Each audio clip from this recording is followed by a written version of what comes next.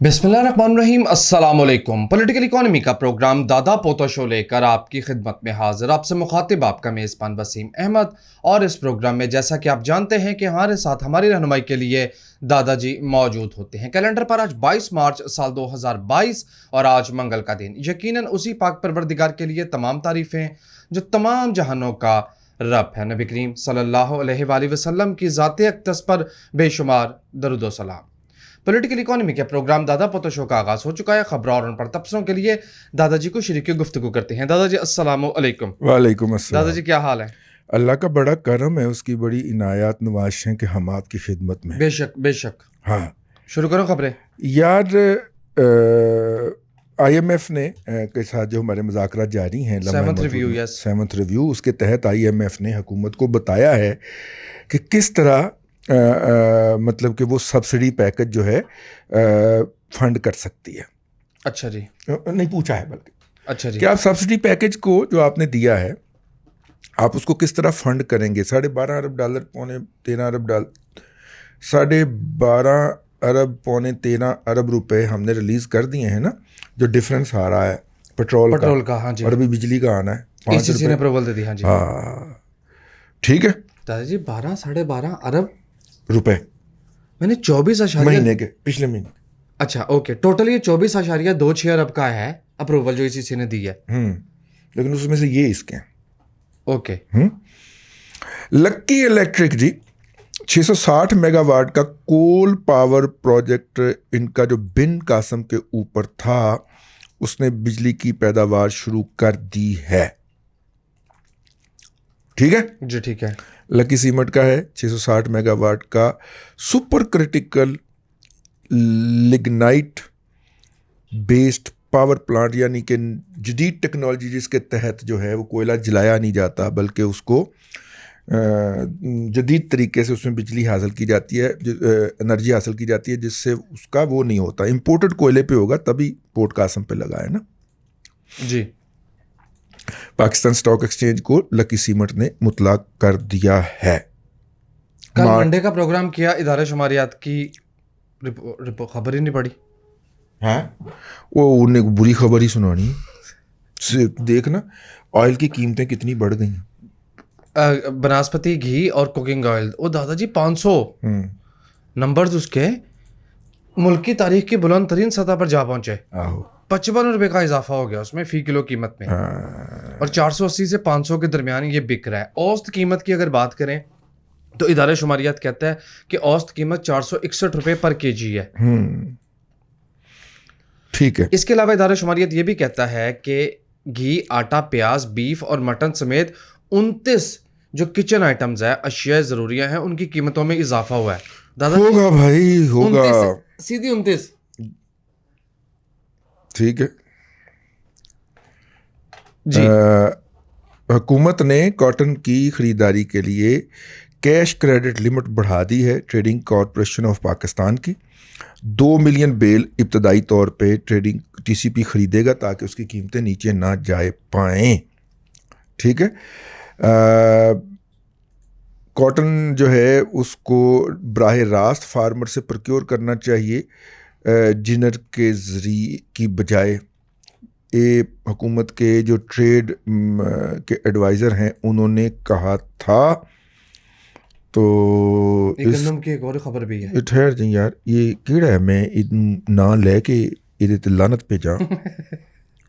ठीक है। Adviser to prime minister on commerce and investment, ये कीड़ा है, ਇਹਦਾ ਨਾਂ नहीं लिखा, इन्हें रिपोर्टर भी अन्ना ही हो गई। वैसे दादाजी रज़ाक हो सकता है, यही हो सकता है। इस चवल आदमी को ये नहीं पता कि फुट्टी अगर बीज समेत रखी जाए तो हफ्ते के अंदर वो रंग कॉटन का तब्दील कर देती है और कॉटन फिर टके टोकरी भी नहीं बिकती। इस जाहिल के बच्चे को ये नहीं पता, ये पता होता कि तो कॉटन जो है वो आपको कपास का फूल, उसमें से रेशा उतारने के बाद आपको विदिन 3-4 डेज उसको नमी नॉर्मलाइज करके उसमें से बीज निकाल देना होता है, वरना बीज में से ऐसे मादे निकलते हैं जिससे कॉटन ख़राब होना शुरू हो जाती है और उसका रंग भी بیج کے ارد گرد تبدیل ہونا شروع ہو جاتا ہے. اس جاہل کے بچے کو یہ نہیں پتا. غصہ نہیں کرنا. اس لیے ہم جنر سے کاٹن خریدتی ہے حکومت. پتہ نہیں یار جمے سن کے اگے سن. ٹھیک ہے, میرا خیال ٹرین دے پہیے تے تھلے نکلے سن. میرا مطلب ہے گورنمنٹ نے خبر دی ہے کہ منسٹری نے پرپوز کر دیا کہ 3 ملین میٹرک ٹن گندم امپورٹ کی جائے. یعنی یہ بڑھتے جا رہے ہیں. جی ٹھیک ہے, عمران خان جو روس سے لینے گیا تھا وہ 1 ملین. ٹھیک ہے, اور روس کی جنگ شروع ہوئے ہیں نا 15-20 دن ہی ہوئے نے جنگ شروع کرا کے. ہاں جی, وہ لڑن نہیں ڈے جا کے پھر سمجھایا تب لڑائی شروع ہوئی ہے. تب جا کے لڑائی شروع ہوئی ہے. تو جنگ شروع کروا کے آیا تھا تو اس وقت 10 لاکھ ٹن تھا. ترقی آپ دیکھ کتنی ہو رہی ہے, اور پچھلے 20 دنوں کے اندر یہ 30 لاکھ ٹن تک پہنچ گیا ہے معاملہ. ٹھیک ہے, اچھی خبر پڑھ دوں؟ ہاں پڑھے. ہے تو آن لائن ہی ہے. پاکستان کا جو آئی ٹی ایکسپورٹ ہے وہ 8 ماہ میں 30% بڑھ گئی. اس میں 30% کی گروتھ ہوئی ہے. نہیں,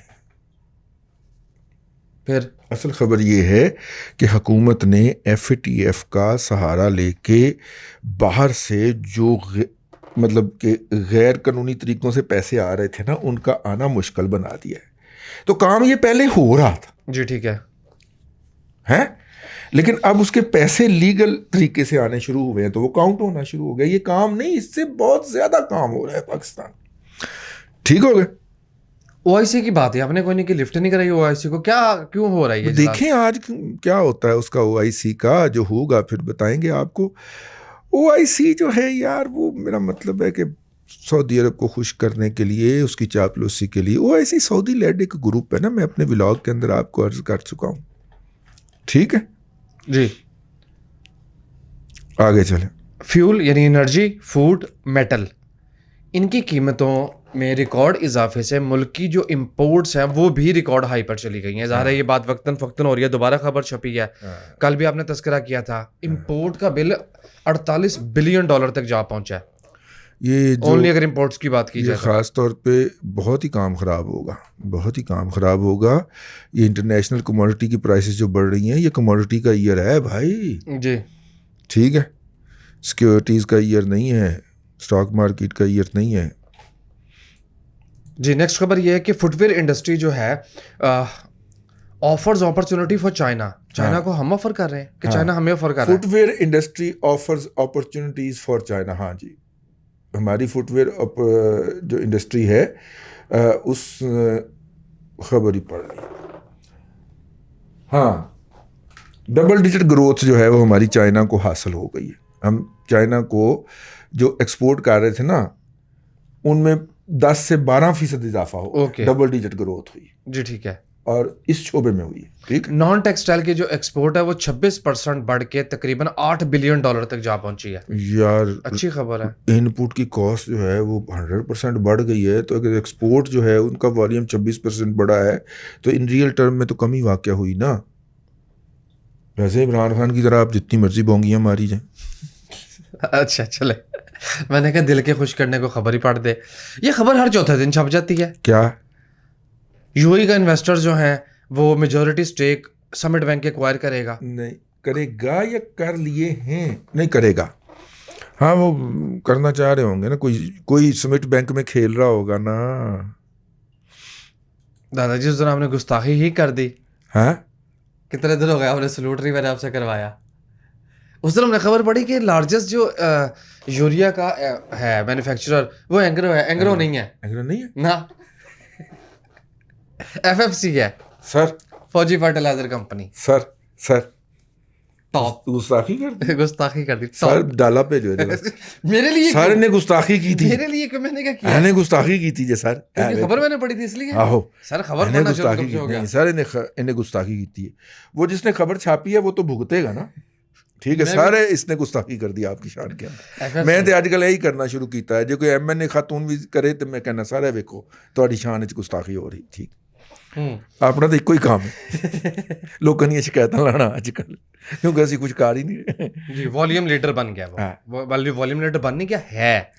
کنسٹرکشن کی جو ایکٹیویٹیز ہیں تعمیرات کی وہ سلو ڈاؤن ہو گئی ہیں, سلوئنگ ڈاؤن ہو رہی ہیں. ظاہر ہے ان پٹ آپ نے 100% 200% تک بڑھا دیا ہے تو پھر کنسٹرکشن نیچے ہی جانی ہے.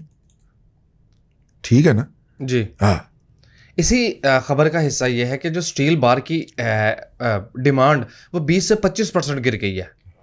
ظاہر ہے یار, ₹1,00,000 ٹن کی بجائے آپ ₹2.25 ٹن دیں گے تو پھر یہی تو ہوگا, یہ تو ہوگا جی نیپال کے جنگلات میں, یہ تو ہوگا. اچھا اب آپ دیکھیے ناظرین کرام کہ جو کریڈٹ لیتے ہیں 40% کا کرنٹ اکاؤنٹ ڈیفیسٹ کا, سیمنٹ کی جو ایکسپورٹ ہیں وہ افغانستان کو 350% گر گئی ہیں. یہ نہیں دادا جی کوئی بتا رہا. 350% گر گئی جی سنک گئی افغانستان کو. جی بارڈر بند, بارڈر بند. لیکن دادا جی خالی بارڈر کو نہ آپ کہیں, گستاخی نہ فرمائیں, اس کی قیمت بھی تو ₹1,000 بوری ہو گئی. یار وہ گنجی دھوئے گی کیا, نچوڑے گی کیا, وہ تو اپنی شدید ضرورت کا سیمنٹ منگواتے ہیں نا, ٹھیک ہے نا. جی ویسے ہی یار میں نے پتہ نہیں پچھلے پروگرام میں تمہیں بتایا کہ نہیں,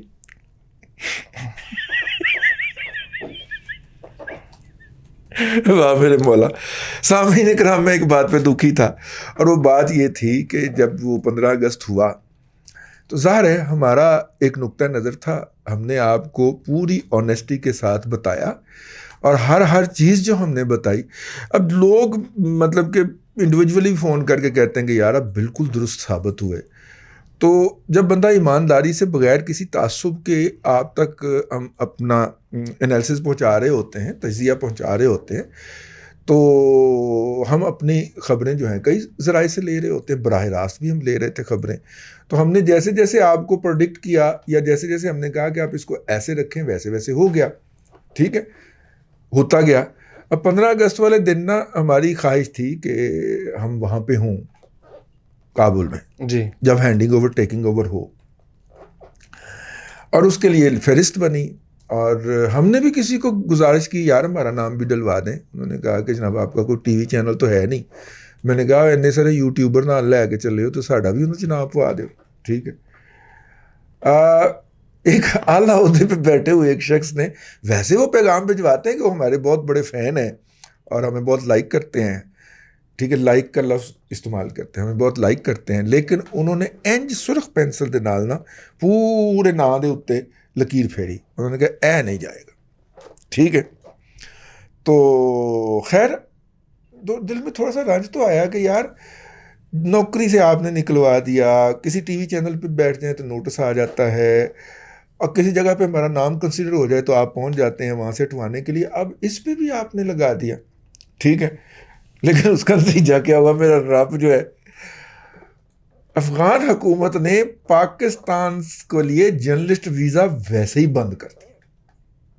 اچھا, ہم کوئی ایسے نمونے لے گئے تھے ساتھ. جی, اکتوبر کے بعد سنا ہے کہ کسی بھی پاکستانی پترکار کو یا کیمرہ مین کو افغانستان کی حکومت نے ویزا ہی جاری نہیں کیا.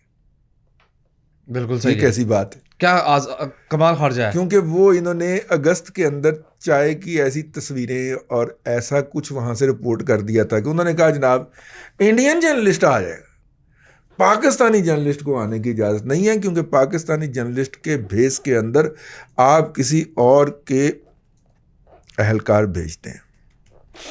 یہ وہ کہتے ہیں, چائے پی رہا تھا نا, وہ کہتے ہیں نہیں, وہ کہتے ہیں بھائی انہوں نے کہا.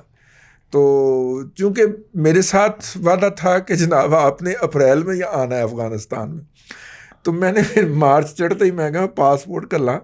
میں نے کہا پاسپورٹ پہ کیوں آنا, پاسپورٹ کیا ہوتا ہے, پاسپورٹ پہ نہیں آنا آپ نے, آپ ہمارے مہمان ہیں. چلے, لیکن مجھے دکھ اس بات کا ہوا کہ یار آپ جو ہیں اپنے آپ کو عقل کل سمجھتے ہوئے آپ ایسے ایسے لوگوں کو لے کے گئے, مطلب سارے نہیں, مطلب اس کے اندر بہت سارے سنجیدہ اور سینسبل لوگ بھی تھے جنہوں نے آ کے سنجیدہ کام بھی کیا. حبیب اکرم صاحب نے کتاب بھی لکھی اس کے اوپر. لیکن جو باقی آپ جمگٹا لے کے گئے تھے انہوں نے کیا حرکتیں فرمائی ہیں وہاں پہ کہ اب وہ جرنلسٹ کے نام سے کسی کو ویزا دینے کے لیے تیار نہیں. تو سر اس پہ ذرا غور فرمائیے کہ آپ کیا ہیں, ٹھیک ہے نا.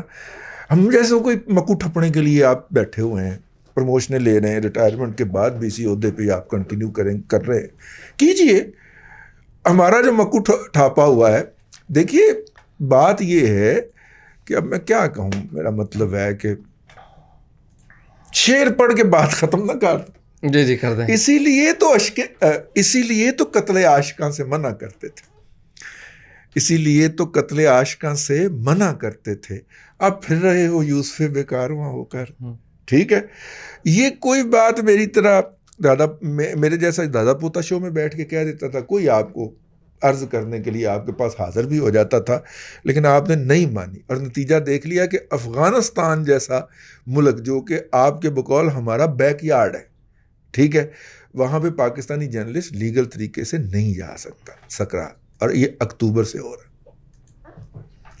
مجھے یوں پتا چلا کہ وہ ایک بچہ ہے اسلام آباد کا, وہ کیمرہ مین ہے, اس نے اپلائی کیا ہوا ہے ویزے کے لیے, تو اس سے کسی نے کہا کہ عہد تعلقات نہیں انل گال کار. تو وہ مجھ تک پہنچا, میں کہا نہیں پایا, میں تو صرف پروفیشنل ضروریات کے لیے ان کے ساتھ رابطے میں تھا اور ہوں, لیکن بہرحال آپ نے کہا ہے تو ہم ان کو سفارش کر دیتے ہیں. تو انہوں نے پلاگو کی جواب دیتا, جی تسی کہندے ہوتے پھر اسی لے جانے ہیں, لیکن ویزا نہیں دینا, لے جائیں گے ہم, ہاں ویزا نہیں, ویزے کے بغیر. میں کہا بھائی اے کیڑا سسٹم ہے, مینوں نہیں سمجھ آیا. ایک سسٹم مجھے بھی نہیں سمجھ آ رہا. کیڑا؟ جنگ چل رہی ہے, جو روبل ہے وہ ڈالر کے اگینسٹ کم ترین لیول 139 کو اس نے ٹچ کیا 7 مارچ کو, وہ 104 پہ واپس آ گیا. یہ کیسے کھینچ کے واپس لائے, یہ واپس کیسے لے؟ ہمارے والا وہاں گیا تھا, سیکھ کے نہیں آیا کہ کرنسی کیسے کنٹرول کی جاتی ہے, روپیہ ویک ہوتا ہی چلا جا رہا ہے.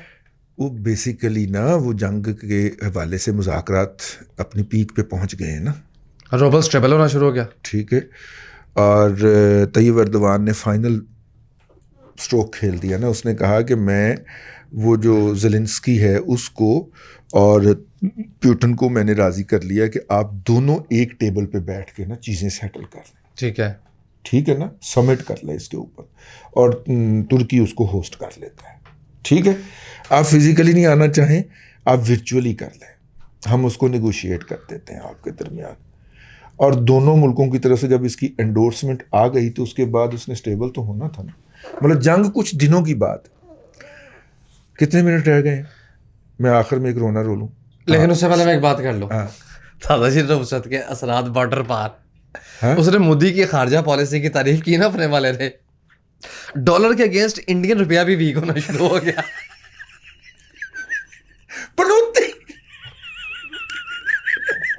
ہم تو بھگت ہی رہے, آپ بھی بھگتے ہیں, تم بھی بھگتو بھائی, ہم سایہ ہونے کا اتنا تو حق ادا کرو. اور 5ویں پشت والے تو اکٹھے ہیں سارے. سامعین اکرام, ایک خیال ذہن میں آیا, اور خیال ذہن میں آیا تو پھر دل کی دھڑکن اتنی تیز ہوئی کہ مجھے باقاعدہ میرا جسم لرزش کر رہا تھا, میرا جسم باقاعدہ کانپ رہا تھا یہ بات سوچتے ہوئے. اور پھر نیند اڑ گئی, اور میں پھر صبح 3:30-4 بجے تک جاگتا رہا یہ سوچ کے. تاریخ میں لے چلتا ہوں آپ کو. پہلی جنگ عظیم ہوئی, ہٹلر ہار گیا اور جرمنی ہار گیا, اور جو معاہدہ ہوا جرمنی کا اتحادیوں کے ساتھ, ہاں, لیکن اس جنگ کے اندر جو مسلمانوں کی بچی کھچی زوال پذیر ریاست عثمانیہ تھی اس کے ٹکڑے ہو گئے, اور اس کے ٹکڑے کیے گئے اس کو, اور پھر ساتھ میں خلافت کو بھی ختم کرنے کا اعلان کر دیا گیا. اور پھر ہم نے یہاں پہ خلافت موومنٹ چلائی, اور گاندھی جی نے اس کے ساتھ فوری طور پہ گاڑی پہ چڑھ گئے, اور انہوں نے ہندوستان چھوڑ دو میں موومنٹ چلا دی, اور ہائی جیک کر لیا, اور پھر اس کو ڈیفیوز کر دیا, جو کہ انگریزوں کے مفادات کے مطابق تھا, ہم یہ سمجھتے ہیں.